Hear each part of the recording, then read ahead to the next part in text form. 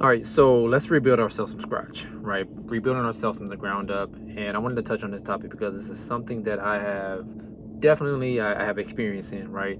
I've had to rebuild myself from scratch several times, whether it be, hitting rock bottom a few times, whether it be just not simply liking where I was and I knowing that I needed to make adjustments or, change my results.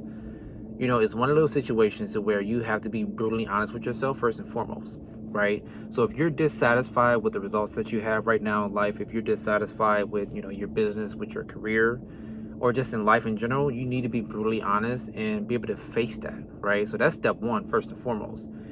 You don't want to sugarcoat things because when you sugarcoat things, you allow yourself to stay the same. And as I often say, if you're staying the same, then that's 100% on you, right? So the essentially touching on the topic of rebuilding yourself from scratch, your life from scratch. One of the things that I often recommend is keeping a journal, and I shared a post recently about why you want to do that. But essentially, it allows yourself to look at your results, look at where you are from a detached standpoint, right?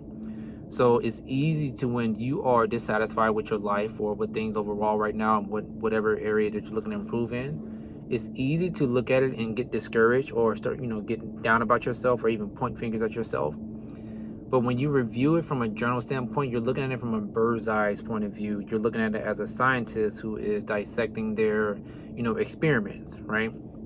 So you're not detached to the actual results that you have right now in this moment, but you are looking at it to figure out what adjustments you need to make in real time.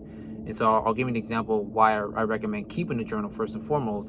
Is I was able to pick up on the fact that I had a recurring pattern, or I had bad habits that were working against me, right?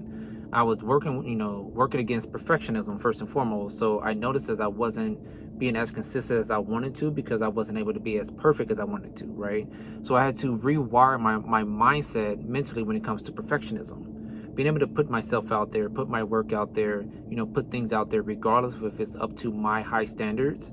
I had to work through that. But I was able to notice that pattern just by reviewing my journal entries, whether, my wins, my losses, my failures, everything. Being able to pick up on that pattern in real time allows me and allows you to make the adjustments in real time, right? I was also dealing with, emotions that I need to regulate. I was dealing with so much, and I was able to pick up on the small things, which is what journaling actually helps you do, right? It's not about just documenting your feelings. It's about documenting your journey of business and life so that way you can see, what adjustments you need to make. Because as I often say, you don't have someone, constantly looking over your shoulder, pointing fingers, essentially telling you what you need to do to get ahead. And so you have to be that for yourself.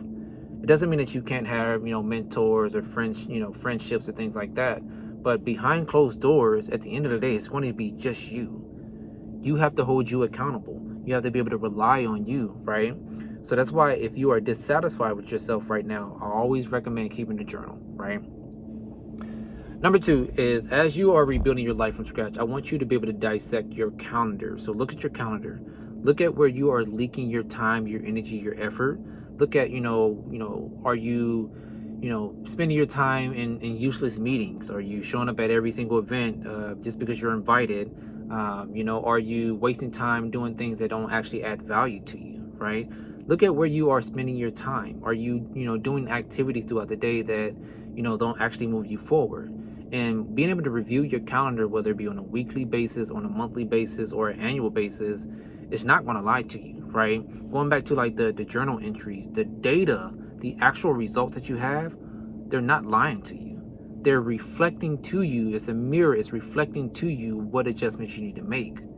And again, you're not, beating yourself up because of the results you have. You just realize, okay, I need to make some adjustments in real time. And again, no one is going to be able to spot that better than you because no one is going to know you better than you, right? You also want to, as you're rebuilding your life from scratch, number three is keep in mind the people that you have in your life, right? The relationships that you have. Are they benefiting you or are they draining you, right? And so one of the things that I noticed when I did a review for myself is I was spending more time, essentially giving my time away to other people more than I was pouring back into myself. Showing up for other people in their events, showing up for other people in their projects, their businesses, and I wasn't giving myself that same energy. And in fact, everyone, it seemed to me, was pulling on my energy. I just felt drained. At the end of the year, I felt drained looking at the results that I have. I was like, yo, I got to make some changes, right? I need to make some changes. And one of the biggest things that I realized is the fact that I was giving myself away freely. And so I asked myself this question by, again, doing this annual review of, okay, what if I gave myself the same energy? The same energy that I freely gave away to others? What if I just give myself the same energy? And then suddenly my life started to get better, right? You can only do that when you're rebuilding your life from scratch, when you're being brutally honest about where you are, about what adjustments you need to make, right? Something else that you want to keep in mind as you're rebuilding your life from scratch is your environment. So number 4, right? Do you need to make a change in scenery? Do you need to move? And if you can't move, do you need to get new furniture? Do you need to move things around throughout the household? Do you need to upgrade your wardrobe? Something, because these minor things shift the energy in your household. It shifts the energy in how you carry yourself, right? As you're rebuilding yourself from scratch, you're building a new version of yourself. So why go into it, essentially holding on to who you've been up until this point? Same wardrobe, same identity, same habits, right? Review everything and figure out what adjustments you need to make in real time. Now, this is something that I personally do, and maybe not everyone has the capacity or the means to do it, but I've never moved into a new environment with old furniture, right? Maybe you take with you one or two pieces, the staple pieces, but if possible, you're recreating a new environment based on this new stage of where you are in life, right? And again, not everyone has that capacity. And again, it doesn't mean that you have to, revamp everything from scratch, have all your pieces, but you rebuild it slowly but surely. Same thing in regards to your wardrobe. You're rebuilding your identity piece by piece. When you're rebuilding yourself from scratch, it's not about perfection. It's not about, suddenly being this new person overnight. It's about being intentional. It's about the fact that you don't like where you are and where you've been up to this point, and you are willing to make the adjustment. You're willing to make some changes, right? And so I wanted to touch on this topic for a few reasons, because again, I know that there are many people right now in their life to where they are dissatisfied with their business, they're dissatisfied with their career, they are dissatisfied with life in general. I've been there. I've had to start from rock bottom a few times.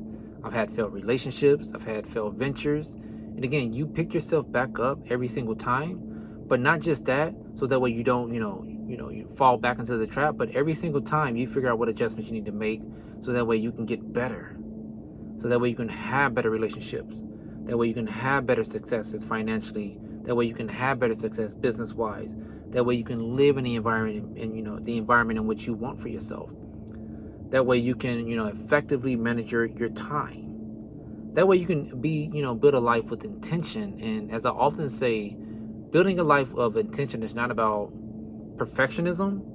It's about cultivating a life that is true to who you are based on the stage and where you are right now. And keep in mind, as you are rebuilding your life from scratch, you may have to rebuild it later, because you may become a better or more elevated version of yourself. So it doesn't mean that just because you are rebuilding right now that things are going to stay the same forever. That's just not necessarily the case most times, right? But you want to allow yourself to evolve. That is what rebuilding your life from scratch is all about to begin with. If you don't like where you are right now, you can change it. You have that power within your hands to change it. You have the power to change your business, to change your life. But you have to realize that you have that power, and you have to be brutally honest about where you are and the results that you have. And once you're able to do that and you dissect everything that I mentioned, from calendar, your environment, your people, your habits, review everything. Once you're able to catch it in real time, then you're able to build your life with intention in a new direction. So this is today's message that I wanted to dive into, because I know so many people are dealing with this. So I'll catch up with you on the next video.